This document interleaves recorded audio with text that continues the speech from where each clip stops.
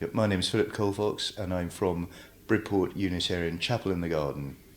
Currently going on in Bridport in terms of social action activities is supporting the mentally ill, people suffering from anxiety and depression. We've got two active peer support groups which are run in association with Dorset Mental Health, and we try and integrate people into our community from these peer support groups. So every week there's two separate support groups meeting.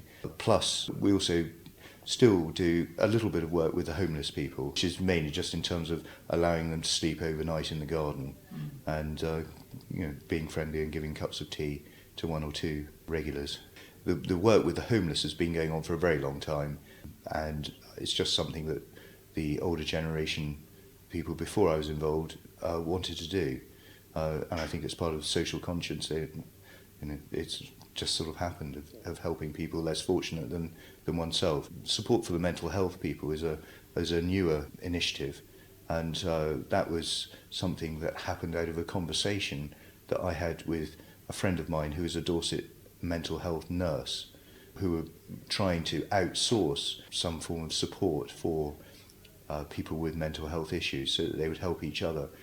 And it's thought to be that getting people who have mental health issues to support each other is a much better way of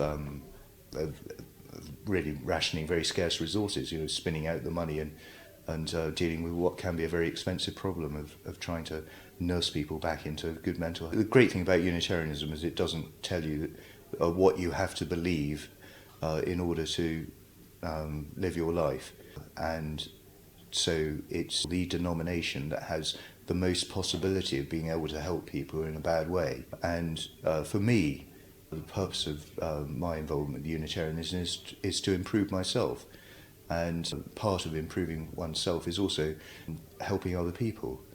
So part of the cure, if you're feeling particularly unwell, mentally or emotionally or spiritually, there's an immense amount of satisfaction to be gained and self-respect out of helping other people, and that, to some extent, that's part of the cure for people dealing with their own issues in life.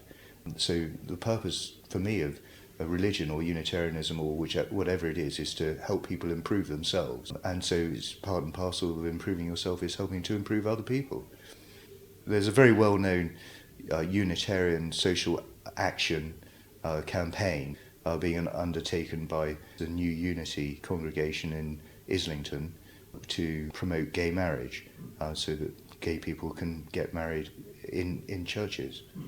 And it's been very successful, and I think they've shown us the way on what we ought to be doing. But I think that can be done not only on political issues like that, but also in dealing with poverty and other forms of human misery, which unfortunately the state has dipped their toe into that and muddied the waters and made it more difficult for volunteers. I think a centre for training Unitarians how to run social action programs is absolutely essential, and I think it would be extremely useful for Unitarians worldwide on how to run social action programs in their own local community. And I think that's absolutely enmeshed deeply and fundamentally into our raison d'etre, the reason why we do what we do. It's not just about singing hymns. The social action issue that we in Bridport could do with the most help on is homeless people. We have a homeless problem in that we're on the route for homeless people travelling around. They pop in to our garden and sleep and get drunk and fight each other and swear and shout. If we're not careful, we don't manage them properly, and we could really do with some professional help on how to do that. We need to appoint someone who will do that more or less full time. The personal opinion of Philip Colfox on how Unitarians could really up their game on social action is for a campaign to have a realistic programme for transferring responsibilities from the state to volunteer organisations. There was a half-hearted campaign initiative by the current government to do this called, what was it called? Anyone remember? Big Society. The Big Society. Yes. Yeah, I mean, everyone, I've even forgotten what it was called, but it was run by people that the civil servants did not understand it, whereas I think we Unitarians do understand how to do that. I think it's a fantastic opportunity and something we should grasp and go for at a high level. the other thing I'd like to say is that because Unitarians have very little intellectual, spiritual, dogmatic baggage, the field of social justice is ours for the taking.